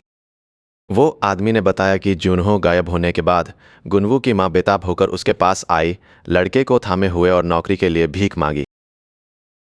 जूनहो मुश्किल से बोल पाया, पर उसकी आंखों का दर्द खुद ही सब कह गया। उसको याद आया जब वो घर आया और अपना बेटा रोता हुआ मिला और उस नोट में उसने लिखा था कि वो उसके साथ रहने से थक गई है और उसे नहीं ढूंढने को कहा। दांत पीसते हुए जूनहो ने पूछा कि क्या उसे पता है वो अभी कहां है। वो आदमी ने कहा कि अगर उन्हें छोड़ दिया जाए तो वो उसे उसके पास ले जाएगा। जूनहो का दिल धड़कने लगा, पर उस खुरदुरे आदमी को एक नजर देखकर ही काफी था। वो पहले ही फैसला कर चुका था। उसी समय पार्क ड्राइव कर रहा था जब मिसो का मैसेज आया। उसने बताया कि टॉडलर आखिरकार इंग्लैंड में मिलने को तैयार है। पार्क तुरंत उत्साहित हो गया और तुरंत जवाब दिया। उसने सोचा जब मिसो ने कहा था कि पावर मीटर और ब्लड क्रिस्टल जनरेटर ने खोजों का एक नया युग खोल दिया है। अब वो उम्मीद कर रहा था कि डॉक्टर बता सके कि डायमेंशनल रिफ्ट कहां से आया, कौन सा प्लैनेट उसने पहुंच लिया और शायद ये उसे उसके भाइयों तक ले जा सके। उत्साहित होकर उसने कॉल करके खबर शेयर करने की कोशिश की, लेकिन फोन बंद था और सीधा वॉइसमेल पर चला गया। उसने तुरंत ड्राइवर को बताया कि रिवर्स मोड़ ले। जब पूछा गया कहां, तो पार्क ने कहा कि डीजीबी कंटेनर की ओर वापस जाना है। इसी बीच ब्लू एसयूवी पहले ही चल पड़ी थी और स्कारफेस्ट आदमी सबको गाली गालों में लगा रहा था। फिर उसने जूनहो की ओर देखा और धन्यवाद कहा, जिससे एक सूखा सरकेस्टिक कोई बात नहीं मिला। वो रात भर ड्राइव करते रहे जब तक कि वो दिए हुए एड्रेस तक नहीं पहुंच गए। जूनहो ने कहा कि हम पहुंच गए हैं। आदमी खिंचा खिंचा कर बोला कि उसने बढ़िया नींद ली और कार की भी तारीफ कर दी। एक स्मग लुक लगा के उसने कहा कि जुनहो तो काफी बढ़िया चल रहा है। जुनहो ने वो बात नजरअंदाज करके पूछा कि गुनवू की मां कहां है। वो आदमी बोला कि उसके लोग जल्दी आ जाएंगे और उसे वहां ले जाएंगे। और उसी वक्त एक ग्रुप आगे बढ़ना शुरू कर दिया। स्कार फेस वाला आदमी बाहर झुका और उन्हें ग्रीट किया। गुंडे कार के चारों ओर जमा हो गए और एक ही बार में उसे पहचान लिया। एक ने चिल्लाते हुए कहा, ये बॉस जुंगहो है। दूसरा हैरान था कि वो अभी भी जिंदा है। और तीसरा मजाक में बोला, हमने तो पहले ही उसे डेड मान लिया था। जब एक ने अंदर झांका और जुंगहो को देखा तो उसने पूछा, ये बच्चा कौन है। एक और ने उसे पहचान लिया, वो जुंगहो ही तो है ना। नाम जल्दी ही फेल हो गया और सब उसकी मजाक उड़ाने लगे। उसे लॉजर पार्क जुंगहो बुलाते हुए उसकी फैंसी कार पर ताना मारते रहे। युंगारी ने कहा कि वो बच्चे को उसकी वाइफ ढूंढने में मदद कर रहा है और सबको कोऑपरेट करने को कहा। एक गुंडे ने फिर से अंदर देखा और कहा, अगर वो लड़की की बात कर रहा है तो उसका नाम शायद मी ग्योंग होगा। उसने कहा कि वो अंदर है। उन्होंने जुनहो को एंट्रेंस तक ले गया। उसके चारों ओर एक भीड़ थी जो एक्स और बैट लेकर खड़ी थी। एक ने पीछे से धक्का मारते हुए उसकी डरपोकनेस पर मजाक किया। जुनहो अंदर जाते जाते लगभग गिर गया, जबकि कोई हंसते हुए बोला वो अपनी वाइफ देख के मरना चाहता होगा। उन्होंने किसी को लाइट ऑन करने को कहा और अचानक की तेज रोशनी ने जुनहो को एक पल के लिए ब्लाइंड कर दिया। जब उसकी विजन क्लियर हुई तो उसने एक बड़ा ग्राइंडर देखा जो सूखे खून से दागा हुआ था। जुनहो कंफ्यूजन में घूर रहा था। योंगगारी ने बताया कि यह जगह पहले क्रशिंग फैक्ट्री थी और एक थग ने अंदाजा लगाया कि मिग योंग पीछे वाले सेक्शन में हो सकता है। एक और ने हंसते हुए कहा, वहां पहले ही 200 से ज्यादा बॉडीज जमा हो चुके हैं, तो याद कौन रखेगा। जुनहो उल्टा हुआ कंफ्यूज्ड होकर पूछने की कोशिश कर रहा था कि गुनवू की मां कहां है, पर पहले एक बाइट उसके सिर पर धड़ाम मार गई। वो जमीन पर धड़ाम गिर गया और खून उसके चेहरे पर बहने लगा। दाग वाले चेहरे वाला आदमी क्रूरता से हंसा और बोला, जुनहो अभी तक समझ नहीं पाया। उन लोगों ने उसे मार दिया था। उसने कहा कि उन्होंने मिग यॉन्ग की मदद की थी, पर वो कभी रिवॉर्ड नहीं दी और उसे कृतघ्न कहा। उसने कहा अगर वो इतनी स्टूपिड नहीं होती तो शायद बच जाती, और अंत में वो लोग जुनहो को एक फेवर दे रहे थे। जुनहो उठने की कोशिश कर रहा था, तभी उसने सुना कि उसकी गर्लफ्रेंड अब कोई मायने नहीं रखती। फिर किकिंग शुरू हुई और दाग वाले चेहरे वाले ने अपनी सारी रेज बाहर निकाल दी। उसने चिल्लाते हुए कहा कि यह सब जुनहो की गलती है और उसके भाई की भी। उन लोगों ने उसकी बिजनेस बर्बाद कर दी थी। एक और थग ने उसे कहा कि अभी जुनहो को मत मार, पर वो रेज में ही रहा, पूछता रहा कि अब इन बस्टर्ड्स को कैसे मारूं। पागल की तरह हंसते हुए उसने जुनहो के लिम्ब बॉडी को नीचे देखा और पूछा कि क्या उसे पता है कि उसने कितने टाइम तक इसका ड्रीम देखा था। जुनहो खांस गया। वो अभी भी जिंदा था। कोई मजाक में कहा कि वो कितना टफ है और सुझाव दिया कि अगर वो बेहोश हो जाए तो उस पर पानी डाल दे। पर फिर भी जुनहो सोच रहा था कि वो सबको मार देगा। ऐसा लगा जैसे फिर से बच्चा बन गया हूं, गेम खेलते हुए वही लाइंस बोल रहा हूं। पहले वो सोचता था कि स्कूल के बाद लाइफ बेहतर हो जाएगी, पर अब बड़ा हो गया और फिर भी वही ढंग से खेल रहा। मैनेजर के मरने की इच्छा रखता है। उसके फेवरेट गेम्स में हीरो पागल किलर था और जुनहो खुद को उसी रोल में देखता था। उसके लिए यही एकमात्र तरीका था जिंदा रहने और अपनी दयनीय जिंदगी से बाहर निकलने का। वर्चुअल वर्ल्ड ही वो जगह थी जहां उसे फ्री फील होता था, और जो इकलौता इंसान उसे कभी दयालु रहा वो था मिजुंग, जो पहले ही उसे डेट पर पूछने की हिम्मत रखती थी। पर उनके बेटे के जन्म के बाद भी असल में कुछ भी नहीं बदला। जुनहो अपना गुस्सा वायोलेंट गेम्स में डालता रहता था, जबकि उसकी वाइफ और बच्चा पास ही सो रहे थे। उसके दिमाग में वो खुद को बस बेकार का वेट समझता था। एक ऐसा आदमी जो अपनी आउटबर्स्ट से अपनी वाइफ की लाइफ को और बिगाड़ता रहता था। फिर एक थग ने ग्राइंडर ऑन किया और चिल्लाया कि अब रेडी है। दाग वाले आदमी ने जुनहो को खड़ा होने को कहा। उसने कहा कि अब वो उसे मारना बंद कर रहा है और जल्दी ही उसकी वाइफ से मिलवाएगा। सिर नीचे करके जुनहो ने सोचा, अगर वो सच में जिंदा है तो मैं उसे एक और चांस मांगूंगा। पर वो प्लान नहीं था। उस आदमी ने कहा कि वो जुनहो के साथ वही करेंगे जो उन्होंने उसके साथ किया था। उसके घुटनों को तोड़कर उसे ग्राइंडर में टुकड़े टुकड़े करके फीड करेंगे। उसने स्लीज हैमर वाले थग की ओर इशारा किया और ऑर्डर दिया। थग ने जुनहो को कहा कि दांत कस ले क्योंकि दर्द होगा। जुनहो ने बस फुसफुसाया, थैंक्स। अब मुझे याद आया, उसने कबूल किया कि वो ट्रैश है और दर्द का हकदार है, पर किसी तरह अब दर्द नहीं होता। थग ने उसे पागल कहा और पूरी ताकत से स्लीज हैमर स्विंग किया, लेकिन एक ही पल में जुनहो उभरा और साफ साफ दोनों हाथ काट दिए। खून फूट पड़ा, चिल्लाहटें वेयरहाउस में गूंजने लगीं और जुनहो के हाथों में डेगर बनना शुरू हो गया। थग्स डर के मारे फ्रीज हो गए। जुनहो ने कहा कि जब गुनवू की मां ने उसे छोड़ दिया तो उसने कसम खाई थी कि फिर कभी ऐसा नहीं बनूंगा, पर अब बहुत देर हो चुकी थी। डार्कली मुस्कुराते हुए उसने वादा किया कि वहां से कोई भी जिंदा नहीं निकल पाएगा। गुंडे घबरा गए। खून अलगी ब्लेड्स को घूरते हुए चिल्लाए कि उसने जाग उठने का इशारा किया। वो भागे, पर कोई फर्क नहीं पड़ा। जुनहो ने उनका पीछा किया और एक एक करके उन्हें काट डाल दिया। योंगारी बस हैरान होकर देखती रही। हर वार के साथ जुनहो की मुस्कान और भी चौड़ी होती गई। जितना ज्यादा वह मारता गया, उसकी हंसी उतनी ही विकृत होती गई। बचे हुए कुछ जिंदा लोग चिल्लाते हुए इमारत से बाहर भागे और उनके पीछे एक कटे हुए सिर का टुकड़ा उड़ते उड़ते बाहर आया। जुनहो उसी के ठीक पीछे कदम रखता है। उसके डैगर अभी भी टपक रहे हैं। गुंडे बच निकलने की दुआ करते रहे, पर वो पहले ही अगले पर कूद पड़ा था, इससे पहले कि वे प्रतिक्रिया दे पाते। उनके ऊपर जहां स्नाइपर होने चाहिए थे, पार्क हल्की मुस्कान के साथ देख रहा था। उसके बगल में काले कपड़े में एक आदमी ने पूछा कि उसका भाई ठीक है क्या। पार्क ने हाँ कहा और उसे बताया कि जुनहो को इस मामले में कानूनी परेशानी से बचाना है। आदमी ने जवाब दिया कि उन गैंगस्टर्स में से ज्यादातर पहले ही नकारात्मक सामाजिक मूल्य के रूप में टैग हो चुके हैं, इसलिए सरकार को परवाह नहीं होगी। जुनहो को पता नहीं था कि पार्क वहां है। वह बस मारता रहा जैसे कुछ और नहीं है। फिर भी मुस्कुराते हुए पार्क ने कहा कि उसका भाई सचमुच जा गया है और अब वो खुद ही सब संभाल सकता है।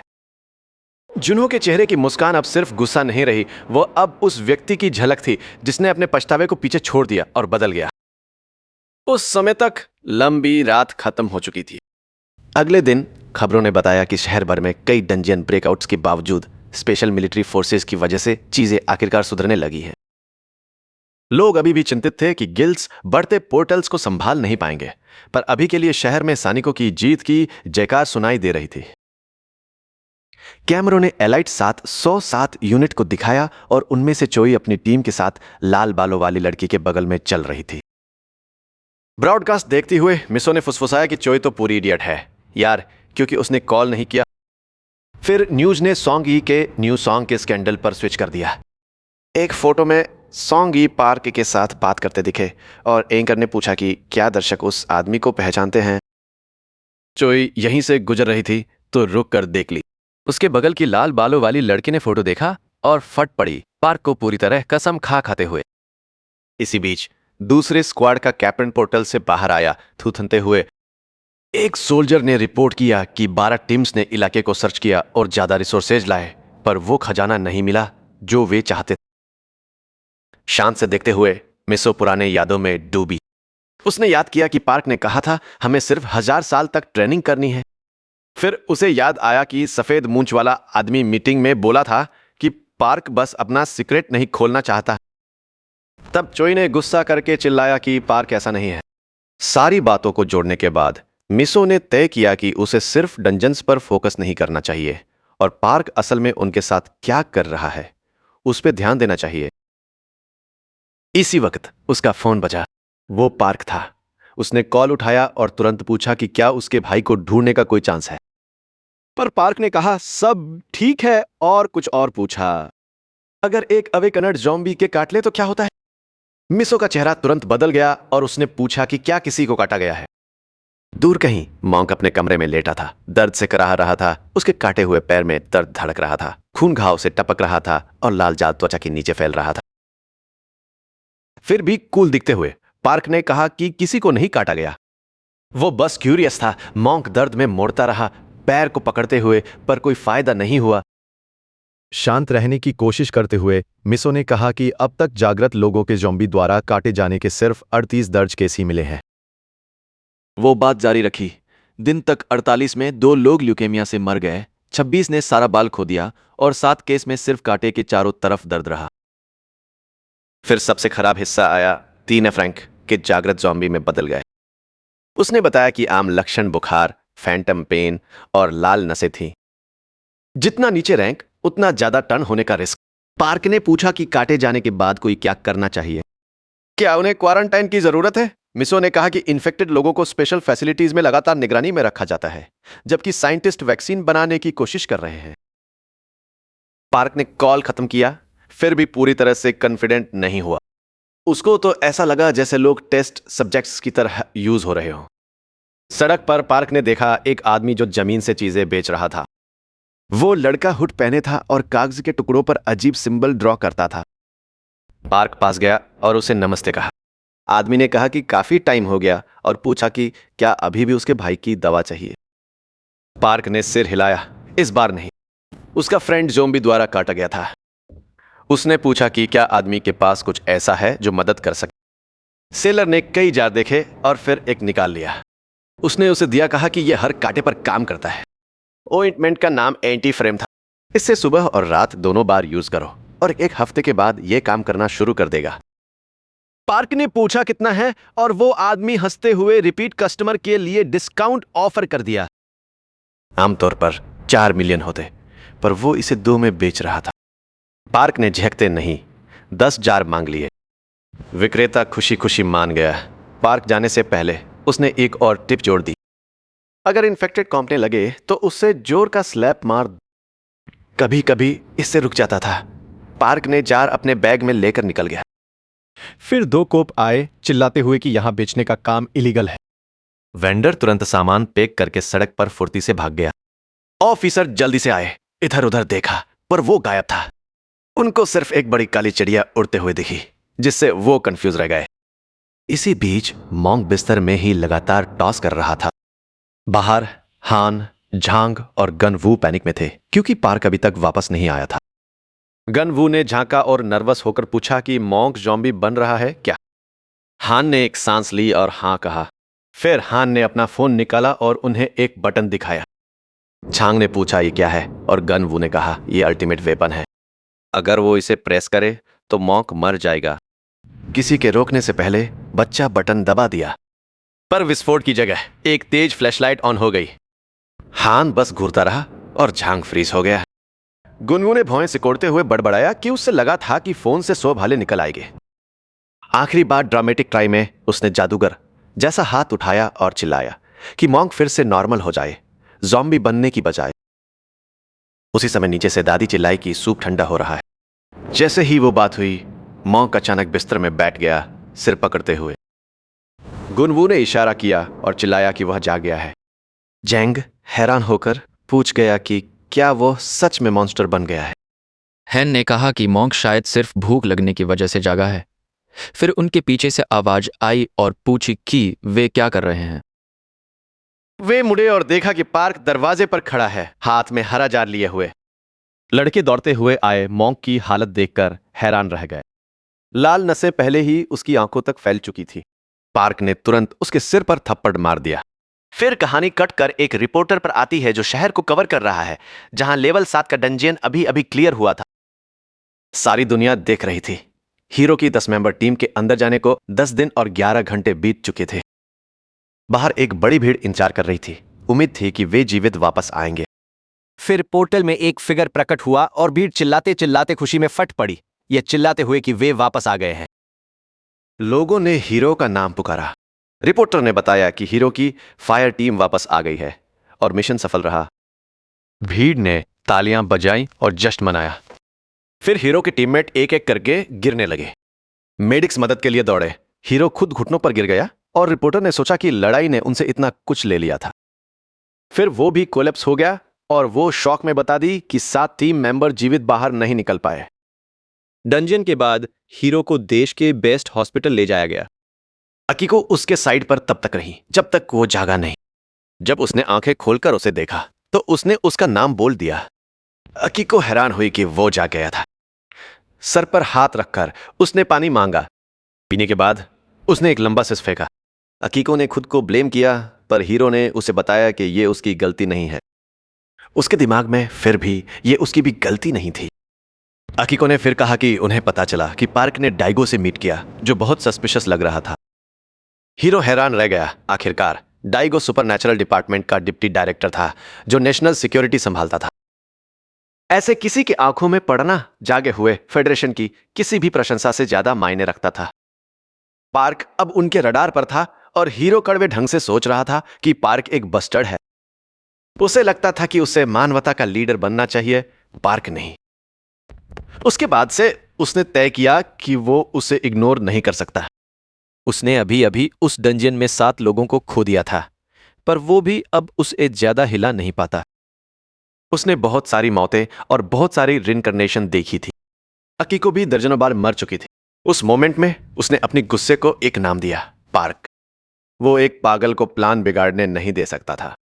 हीरो के लिए पार्क की हरकतें साफ तौर पर कुछ काला छिपा रही थी, इसलिए उसने डिसाइड किया कि इंसानियत की खातिर पार्क को मरना ही होगा। हीरो ने अकीको से कहा कि बुसान के लिए कोई भी नाव ढूंढे या फिर खुद एक बना ले। चाहे कुछ भी हो जाए, वो वहां पहुंचना चाहता था। अगली सुबह पार्क के गिल्ड में जुनहो जब उठा तो उसके सिर में तेज दर्द हो रहा था। दादी ने उसे बहुत ज्यादा पीने के लिए डांटा और नाश्ता करने के लिए बुलाया। उसने टेबल से अपना आईडी कार्ड उठाया और मुस्कुराया, ये सोचकर कि आखिरकार वो एक असली मर्सिनरी बन गया है। कहीं और हान पहले से ही अपने कमरे में लैपटॉप पर बिजनेस संभाल रहा था। उसने सोचा कि जब लोगों को पता चला कि पार्क सिर्फ एक अवेकंड है तो व्यूज थोड़े गिर गए, पर चैनल पर अब भी 1 मिलियन सब्सक्राइबर्स और 10 मिलियन से ज्यादा व्यूज थे, जो उसकी उम्मीद से कहीं ज्यादा था। उसे लगा कि सक्सेस कनेक्शन बनाने से आती है और किसी पावरफुल बंदे का भरोसा जीतना भी एक स्किल है। तभी जुनहो अचानक अंदर घुस आया और हान की तो जैसे जान ही निकल गई। मुस्कुराते हुए जुनहो ने पूछा कि क्या सिर्फ हान को ही मजे करने का हक है। हान चिढ़कर बोला कि क्या उसने कभी नॉक करने के बारे में सुना है। जुनहो ने माफी मांगी और कहा कि दादी उन्हें खाने के लिए बुला रही हैं। फिर उसने पूछा कि जैंग कहाँ है। हान ने बताया कि जैंग फिर से ट्रेनिंग कर रहा है और जब तक वो फिनिश नहीं कर लेता नीचे नहीं आएगा। जैंग बाहर ट्रेनिंग फील्ड में पेड़ों के तनों के बीच था। अपनी आंखें बंद करके वो हवा की सरसराहट सुन रहा था। फिर उसने आंखें खोली और एक के बाद एक टेक्निक यूज करके पेड़ों को काटना शुरू कर दिया। उसके आखिरी वार ने आखिरी पेड़ को भी गिरा दिया, पर वो अब भी सेटिस्फाइड नहीं था। जैसे ही पेड़ दोबारा रीसेट हुए, उसने खुद से कहा कि वो लड़ाई में फिर कभी नहीं हिचकिचाएगा। इसलिए वो बार बार वही मूव्स रिपीट करने लगा, ये कसम खाते हुए कि वो ऐसा फिर कभी नहीं होने देगा। इसी बीच पार्क और बाकी सब भेड़ियों के झुंड के साथ हंटिंग पर निकल गए। एक लड़के ने चिल्लाकर कहा कि जो हिरण को पहले पकड़ेगा वो जीतेगा, और दूसरे ने बोला कि हारने वाले को सेब तोड़ने पड़ेंगे। पार्क मंदिर के पास पुराने मोंक और ग्रे रॉब्स वाले 2 लड़कों के साथ खड़ा था। उसने कहा कि मंदिर आखिरकार पूरा हो गया है और पूछा कि इसके गिरने का कोई चांस तो नहीं है। मॉन्क हंसा और बोला कि सब कुछ एकदम सही तरीके से बनाया गया है। पार्क ने उनसे कहा कि अगर कोई भी प्रॉब्लम आए तो बेझिझक बताना। मॉन्क ने उसका तहे दिल से शुक्रिया अदा किया, ये कहते हुए कि उन्हें समझ नहीं आ रहा कि उस इंसान का एहसान कैसे चुकाए जिसने उन्हें पनाह दी है। पास ही एक हिरण तेजी से भागा और भेड़िए उसके पीछे पड़ गए, जबकि गनवू सबसे आगे दौड़ते हुए सबको और तेज भागने के लिए चिल्ला रहा था। मंदिर के लड़के भी शामिल हो गए और भेड़ियों को चीयर करने लगे। पार्क मुस्कुराया और बोला कि उसने गनवू को पहली बार इतना खुश देखा है। वो पहले बहुत अकेला था। बहुत सी माएं तो अपने बच्चों को उसके साथ खेलने तक नहीं देती थीं, और गनवू ने यह सब सुना था। मंदिर की एक औरत ने पार्क को लंच के लिए बुलाया पर उसने मना कर दिया। बजाय इसके उसने पूछा कि क्या मोंक अब रिकवर कर रहा है। उसने बताया कि मोंक को पहले वहम होने लगे थे, पर अब वो फिर से ट्रेनिंग कर पा रहा है और खाना भी अच्छे से खा रहा है। मोंक आईने के सामने खड़ा अपनी लाल आंख के पास वाले स्कार को घूर रहा था। अब वो शारिंगन वाले साइतामा जैसा दिख रहा था और उसकी यादें फिर से पास्ट में चली गई। उसे याद आया कि कैसे लोग उसे बिना बालों वाला बंदर कहकर चिढ़ाते थे। बचपन में अनाथ होने के बाद उसे इतना बुली किया गया कि उसने सबसे नाता तोड़ लिया था। फिर उसके मास्टर ने उसे सहारा दिया और उसे मंदिर ले आए। सालों बाद गोबलिन्स ने हमला किया और सब कुछ तबाह कर दिया। उन्होंने उसके मास्टर को उसकी आंखों के सामने ही मार डाला। मोक ने पार्क को बताया कि वही वो दिन था जब उसने मारकाट शुरू की थी। गुस्से में पागल होकर उसने एक एक करके गोबलिन्स का बिना किसी रहम के शिकार किया। उसने उन्हें पूरी तरह खत्म करने के लिए उनकी हर छिपने वाली जगह को छान मारा। उसने कहा कि वो गुनाह उसकी अपनी चॉइस थी और उसे फर्क नहीं पड़ता कि उसके बाद उसकी रूह का क्या होगा। वो बस अपने अंदर की उस आग को शांत करना चाहता था। उसी पागलपन के बीच उसे एक आवाज सुनाई दी, या शायद वो उसका फ्यूचर सेल्फ ही था। उसने उससे कहा कि अगर उसे वाकई परवाह होती तो वो बहुत पहले ही उस डंजन में मर चुका होता। मॉन्क ने पार्क की तरफ देखा और उसका शुक्रिया अदा किया। उसने कहा कि पार्क ने मंदिर को दोबारा बनवाकर और उसके दिल को सुकून देकर उसे एक बार फिर बचा लिया है। तभी उसका चेहरा सीरियस हो गया। उसने कहा कि उसका एक नया गोल है और पार्क के ग्रुप को जरा भी अंदाजा नहीं था कि उसका क्या मतलब है। अचानक मॉन्क ने कमरे के अंदर एक पंखों वाला स्पीयर समन किया, जिससे उसके आसपास की हर चीज चकनाचूर हो गई। लड़के शौक में पीछे हट गए। एक डार्क स्माइल के साथ मॉन्क बोला कि अपनों के साथ हुई नाइंसाफी का बदला लेने के लिए वो उनकी जगह नर्क जाने को भी तैयार है। जेंग एकदम खोया खोया सा दिखा और हान बड़बड़ाया कि अब ग्रुप में 2-2 पागल हो गए हैं। तभी दादी हाथ में चाकू लेकर ऊपर भागी आई और चिल्लाने लगी कि किस बेवकूफ की हिम्मत हुई उसके घर के अंदर हथियार निकालने की। मॉन्क ने इंतजार नहीं किया, वो खिड़की से बाहर कूद गया और रास्ते में आने वाली हर चीज को तोड़ते हुए निकल गया। कुछ मिनट पहले वो अपने कमरे में खड़ा खुद को शीशे में ताक रहा था। जब उन्होंने उसे लंच के लिए बुलाया तो उसने अपने सिर से शीशा तोड़ दिया और एक पागल की तरह मुस्कुराने लगा। मैं कितना हैंडसम हूं यार। पूर्णिमा की चांदनी समंदर पर सिल्वर ग्लोब बिखेर रही थी। एक छोटा जहाज पानी के ऊपर काफी तेजी से चल रहा था। हीरो और अकीको पीछे की तरफ खड़े थे। जब वो जमीन पर पहुंचे तो अकीको ने कहा कि वो आगे का सफर कार से करेंगे। हीरो चुप रहा, सामने देखते हुए वो खुद को याद दिला रहा था कि वो बस उस ड्रिड को फॉलो कर रहा है। वापस पार्क की गिल्ड में सब सोच रहे थे कि क्या मॉन्क वापस आ गया है। किसी ने कहा कि दादी ने उसकी क्लास लगा दी, और दूसरे ने बोला कि खिड़की तोड़ने के बाद वो इसी के लायक था। तभी जुनो अंदर आया और बोला कि सेक्रेटरी का फोन आया था, सिटी प्लान तैयार है, कल मैप मिल जाएगा और बिल्डिंग डिटेल्स पर काम शुरू हो जाएगा। पार्क ने जुनहो को उन पर कड़ी नजर रखने के लिए कहा और बोला कि जब तक वो ब्रेकफास्ट कर रहा है कोई कुछ गड़बड़ न करे। जेंग ने पूछा कि पार्क कहां जा रहा है। पार्क ने कहा कि वो डॉक्टर टॉडलर से मिलने इंग्लैंड जा रहा है, पर हान ने कहा कि अभी ऐसा करना पॉसिबल नहीं है। पार्क ने पूछा क्यों, तो हान ने समझाया कि सारी फ्लाइट्स और समंदर के रास्ते बंद कर दिए गए हैं। हैरान होकर पार्क ने पूछा कि आखिर हुआ क्या है। यांग ने बताया कि कई जगह डंजन ब्रेक्स हुए हैं, आसमान वाइवर्न से भरा हुआ है और समंदर में भी एक दूसरा मॉन्स्टर घूम रहा है। पार्क ने डिटेल्स मांगी। हान ने उसे वाइवर्न्स के बारे में एक न्यूज रिपोर्ट दिखाई। फिर एक और रिपोर्ट में एक जाइंट ऑक्टोपस दिखाया गया और किसी को नहीं पता था कि वो अब कहां है। जिन्होंने सोचा कि क्या पार्क खुद वहां उड़कर जा सकता है। पार्क ने कहा कि शायद अगर वो कबूतर बन जाए तो, पर वो सिर्फ 10 मिनट तक ही उड़ सकता था। जिन्होंने तुरंत कहा कि उतने में तो वो ब्लॉक का चक्कर भी नहीं लगा पाएगा, इंग्लैंड जाना तो भूल ही जाओ। पार्क ने आह भरी। उसने कभी नहीं सोचा था कि वो असली पंखों की दुआ मांगेगा। उसने पूछा कि यह सब कब तक चलेगा और यांग ने बताया कि मिलिट्री पहले से ही उन क्रीचर्स को खत्म करने में लगी है। फिर भी चीजें नॉर्मल होने में कम से कम 1 महीना तो लग ही जाएगा। पार्क शॉक हो गया कि इसमें इतना ज्यादा टाइम लगेगा। तभी हान ने एक क्रेजी पर पॉसिबल रास्ता बताया। इंग्लैंड पहुंचने का एक और तरीका था, एक गोल्डन ईगल का यूज करके। लेकिन वो कोई मामूली ईगल नहीं होनी चाहिए, उसका अवेकन होना जरूरी था।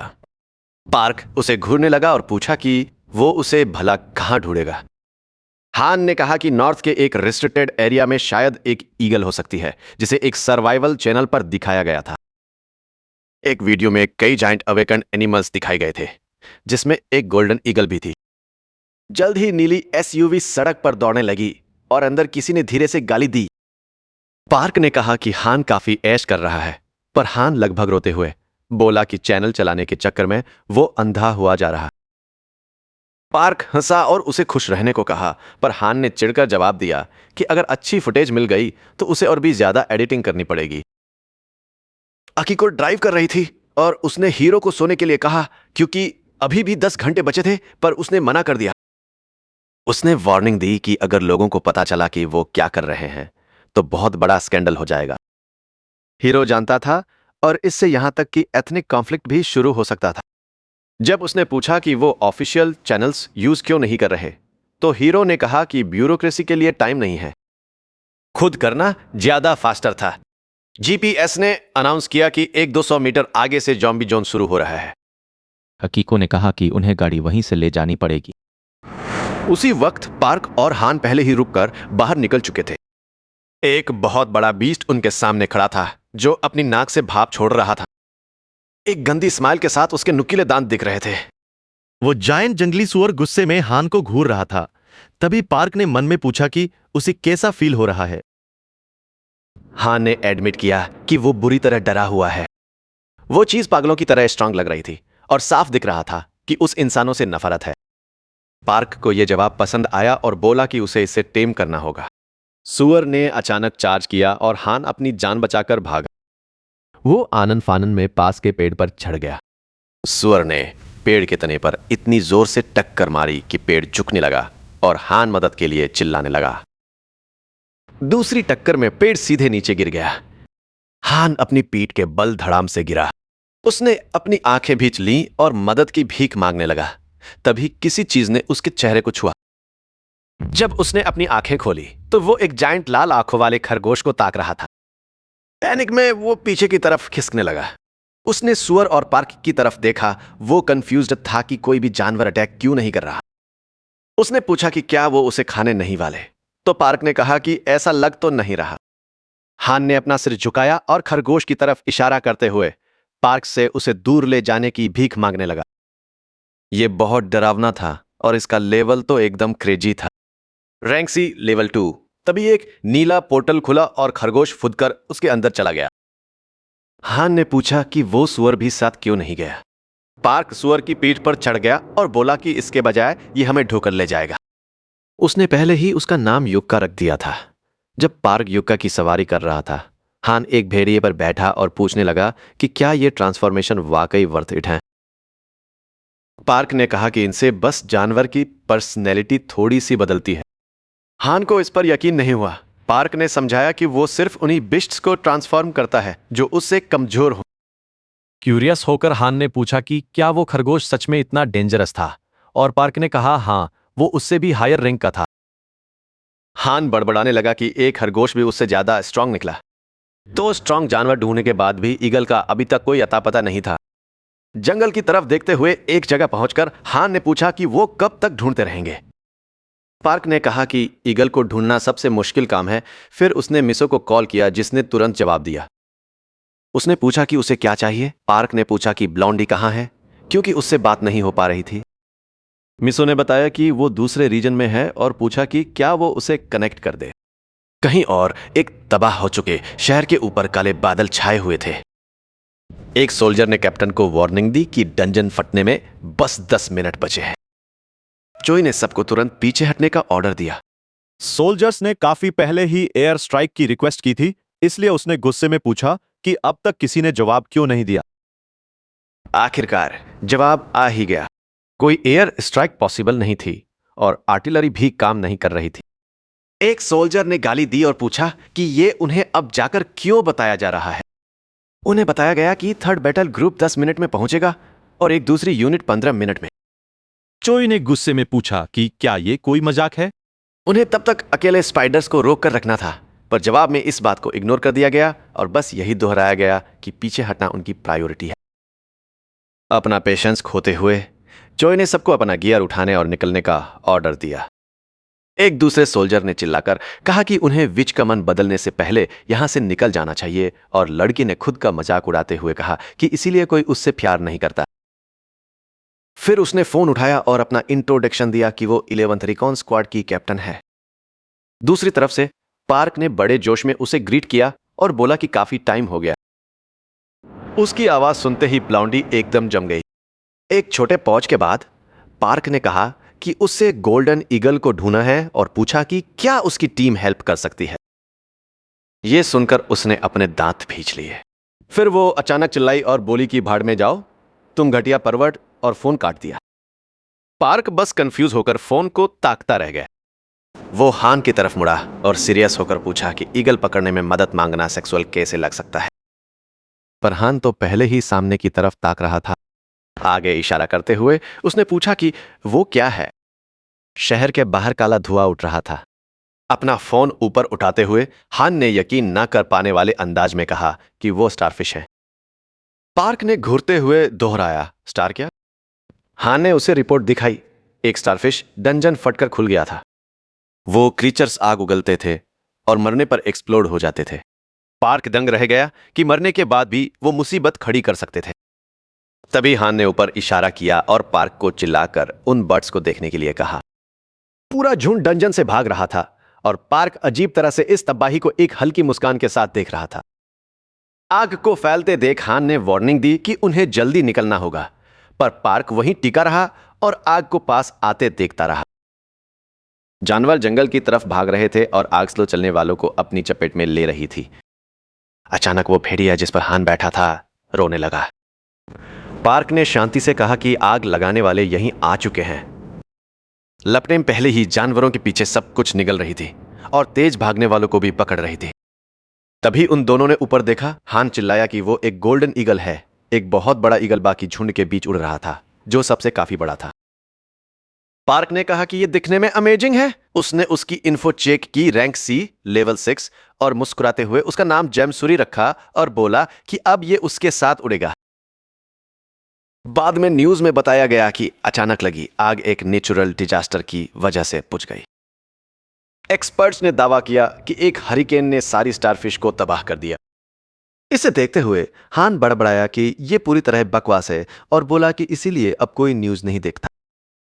खुश होकर कि उसने असली फुटेज अपलोड कर दी थी, उसने कहा कि अब लोग देखेंगे कि वाकई क्या हुआ था। ड्रोन ने दिखाया कि पार्क सोर की सवारी करते हुए आग के चारों तरफ चक्कर लगा रहा था और अर्थ स्पिरिट की पावर से एक रिंग बना रहा था। फिर उसने टॉर्नेडो यूज किया और उन लपटों को स्टारफिश की तरफ मोड़ दिया। पार्क्स टॉर्नेडो स्किल नाम के वीडियो ने आते ही इंटरनेट पर तहलका मचा दिया। कुछ लोगों ने कहा कि यह पक्का फेक होगा। दूसरों ने पूछा कि क्या पार्क कोई भगवान है। हान एकदम दंग रह गया। कुछ ही सेकंड्स में इस पर 4 लाख व्यूज आ गए। आग बुझने के बाद एक और क्लिप ली गई थी। ड्रोन ऊपर मुड़ रहे थे जबकि हान भागकर पार्क के पास गया जो कोलैप्स हो गया था। हान ने उस पार्ट को काटने के बारे में सोचा क्योंकि वीकनेस दिखाना रिस्की लग रहा था, पर तभी उसे एक आइडिया आया। वो इसे एक अलग वीडियो की तरह अपलोड कर सकता था। तभी किसी ने उसका नाम पुकारा और हान पीछे मुड़ा। हाथ में कॉफी लिए वो बालकनी पर आया और नीचे देखा। जुनहो और जेंग नीचे थे। हान ने पूछा कि क्या वो किसी डंजन में जा रहे हैं और उन्होंने बताया कि पास में ही एक लेवल 2 का डंजन खुला है। जुनहो ने कहा कि उनके पास अभी भी 3 स्पॉट खाली हैं। हान हंसा और पूछा कि क्या वो सच में एक लेवल 2 का डंजन खुद क्लियर नहीं कर सकते। जुनहो ने शेकी बघारी कि उसके पास उन सबके मुकाबले ज्यादा स्किल्स हैं और जेंग ने बताया कि मोक पहले से ही कार में वेट कर रहा है।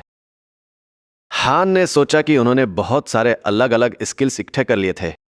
क्योंकि टीम छोटी थी इसलिए उन्हें हर पॉसिबल रोल खुद ही संभालना पड़ता था। निकलने से पहले उसने चैनल पर एक और वीडियो अपलोड करने के लिए 1 मिनट मांगा और उसकी उंगलियां कीबोर्ड पर तेजी से चलने लगी। वीडियो एक मैसेज के साथ शुरू हुआ। पार्क, मैं तुम्हें लंदन इनवाइट करता हूं, डॉक्टर टॉडलर। फिर उसमें दिखाया गया कि कैसे मॉन्स्टर्स ने धरती पर तबाही मचा दी थी और आसमान उनसे पूरा भरा हुआ था। यहां तक कि समंदर का रास्ता भी कट गया था और कोई भी उन क्रीचर्स को रोक नहीं पा रहा था। तभी पार्क दिखाई दिया जिसकी पीठ कैमरे की तरफ थी। वो मुड़ा और बोला कि वो जल्दी वापस आएगा और जाते जाते सबको घर का ख्याल रखने के लिए कहा। उसके बाद उसकी पीठ से विशाल पंख निकले और वो तेजी से आसमान की ओर उड़ गया। कैप्शन में लिखा था, आपका एडवेंचर जारी है। आखिरी शॉट में पार्क को अनजानी राहों की ओर उड़ते हुए दिखाया गया। हान को यह सब बहुत पसंद आया और अचानक उसके दिमाग में आया कि इस पर तो पूरी मूवी बन सकती है। क्लिप तेजी से वायरल हो गई, यहां तक कि उनके मोटल के लोग भी इसे देखने लगे थे। अकीको नए अपलोडेड वीडियो को देखती रह गई। वो ये जानकर शॉक में थी कि पार्क लंदन चला गया है। जब हीरो शावर लेकर बाहर आया और अपने बाल सुखा रहा था तो उसने पूछा कि क्या हुआ। उसने सीरियस होकर उसे बताया कि ऐसा लग रहा है जैसे पार्क देश छोड़ चुका है। उसने उसे वीडियो दिखाया और हीरो चिढ़कर भड़क गया। वो साला आखिर लंदन क्यों गया? हीरो को लगा कि पार्क फ्यूचर से आया है, इसलिए उसे पहले से ही पता है कि वो क्या करने वाला है। तो अगर पार्क फाइट को टाल रहा है तो इसका मतलब वो अभी तैयार नहीं है और हीरो को उसका प्लान पूरा होने से पहले उस तक पहुंचना ही होगा। अकीको ने कहा कि वो बस हाथ पर हाथ धरकर इंतजार नहीं कर सकते और हीरो ने एक डार्क स्माइल दी। तो फिर मैं उस हरामी को बाहर खींच कर लाऊंगा। हैरान होकर उसने पूछा कि वो ये कैसे करेगा और हीरो ने तुरंत जवाब दिया, मैं उसे प्रोवोक करूंगा। इस बीच इन सब बातों से बेखबर पार्क लंदन की तरफ उड़ता रहा। ईगल फॉर्म में उसे रियलाइज हुआ कि उसकी स्पीड काफी कम है और वो टाइम पर नहीं पहुंच पाएगा। जब उसने अपना मेन्यू चेक किया तो वो दंग रह गया। जीएम सूरी यूज करने की एक टाइम लिमिट थी और उससे भी बुरा यह था कि उसने कई फायर स्किल्स अनलॉक कर ली थी जिनकी कॉस्ट बहुत ही रिडिकुलस थी। तभी सिस्टम ने उसे वार्निंग दी, ट्रांसफॉर्मेशन खत्म होने में 60 सेकंड बचे हैं। एक घने जंगल के बीच पीछा करने की आवाजें गूंज रही थी। एक सांड अपनी जान बचाकर भाग रहा था जबकि मोटरसाइकिल पर सवार 2 आदमी उसका शिकार कर रहे थे। एक चिल्लाया कि गोलियां वेस्ट मत करो और बेहतर निशाना लगाओ। दूसरे ने पलटक कर जवाब दिया कि वो उसे पहले ही 3 बार मार चुका है और उनका पेट्रोल भी खत्म होने वाला है। यंग लड़के ने चिल्लाकर कहा, अंकल जेंगसोंग थोड़ा और करीब जाओ, बस अब इसे शूट कर दो। जेंगसोंग और करीब गया जैसे ही उसके नेफ्यू ने निशाना साधा। अब वो काफी करीब थे और उसने गोली चला दी। गोली सांड के पैर में लगी। वो दर्द से दहाड़ा पर भागता रहा। बंदे ने गाली दी और सोचा कि क्या इस चीज के लिए उसे मशीन गन की जरूरत पड़ेगी। तभी उसने आसमान से कुछ गिरते हुए नोटिस किया। अंकल वो क्या है? बिजली में लिपटा हुआ वो सांड के सामने क्रेजी फोर्स के साथ गिरा जिससे जानवर पीछे जा गिरा और पत्थर हवा में उड़ने लगे। बाइकर वही जम गया और फटी आंखों से सांड की तरफ देखने लगा। आसपास देखा तो एक बड़ा क्रेटर बन गया था। किड ने पूछा कि आखिर गिरा क्या है। जेंगसोंग ने बात टाली और उसे सांड पकड़ने को कहा, पर तभी क्रेटर से एक जोरदार चीख आई और दोनों वहीं सुन्न हो गए। अंकल, वो क्या था? क्रेटर के अंदर से एक तेज रोशनी चमकने लगी, बिजली और कड़कने लगी और चीखने की आवाज और तेज हो गई। क्रेटर में झांकते हुए जेंगसोंग ने पूछा कि ये क्या है। किड ने सोचा कि क्या ये कोई इंसान है या कोई एलियन जो इंसानी आवाज कॉपी कर रहा है। तभी एक इंसानी हाथ बाहर निकला जिससे बिजली कड़क रही थी। जेंगसोंग ने चाकू निकाल लिया और दोनों तैयार हो गए। फिर पार्क अपना सिर पकड़कर बाहर निकला और कराते हुए बोला कि वो बाल बाल बचा। लड़का बड़बड़िया, हाँ लगता तो इंसान ही है। पार्क ने जवाब दिया कि जाहिर है मैं इंसान ही हूं। खुद को संभालते हुए उसने बताया कि उसका नाम पार्क है और पूछा कि वो लोग कौन हैं। लड़के ने अपना इंट्रोडक्शन चुल योंग के तौर पर दिया और दूसरे आदमी को अपना अंकल बताया। फिर पूछा कि पार्क इतनी ऊंचाई से गिरने के बाद भी जिंदा कैसे बच गया। पार्क ने इसे नर्क से गिरना बताया। अपनी गर्दन स्ट्रेच करते हुए उसने पूछा कि वो अभी कहां है। चुल ने उस एरिया का नाम बताया, कहा कि पास में एक नदी है और कंफर्म किया कि वो अभी भी पार्क के देश में ही है। उसने ये भी कहा कि पार्क की आवाज से लगता है जैसे वो साउथ से हो। फिर पूछा कि वो आसमान से क्यों गिरा। पार्क हंसा और बोला कि पहले वो उड़ रहा था, फिर वो गिर गया। ये सब सुनकर चुल ने गेस किया कि बिना एक खरोंच के बच जाने का मतलब है कि पार्क कोई स्ट्रांग अवेकन बंदा है। पार्क थोड़ा रुका, फिर बोला, हाँ बहुत ज्यादा स्ट्रांग। चाकू पकड़े हुए अंकल ने पूछा कि क्या पार्क अकेला है या उसके साथ और भी लोग हैं। पार्क ने कहा कि उसके साथ ही तो हैं, पर वो अकेले ट्रैवल कर रहा था। अंकल ने कहा कि वो उसे रोकने की कोशिश नहीं कर रहे हैं, वो बस उस सांड के पीछे थे जो अभी भी पास में ही होना चाहिए। जोंगसोंग ने चुल को उस ढूंढने के लिए कहा और लड़के ने बोला कि वो ज्यादा दूर नहीं गया होगा। क्रैश की वजह से अभी भी सिर चकरा रहा था और पार्क सोच रहा था कि क्या वो वाकई सही डायरेक्शन में उड़ा। उसने अपनी पॉकेट में फोन चेक किया पर वो गायब था। चिढ़कर उसने उसे ढूंढने के लिए क्लियरवायंस यूज किया। उसने पास की झाड़ियों में फोन को स्पॉट कर लिया। जब उसने उसे उठाया तो उसने एक ठंडी भरी। फोन पूरी तरह चकनाचूर हो गया था। इस बीच उन दोनों को सांड काफी दूर मिला और उन्हें पक्का पता भी नहीं था कि वो अभी जिंदा है या नहीं।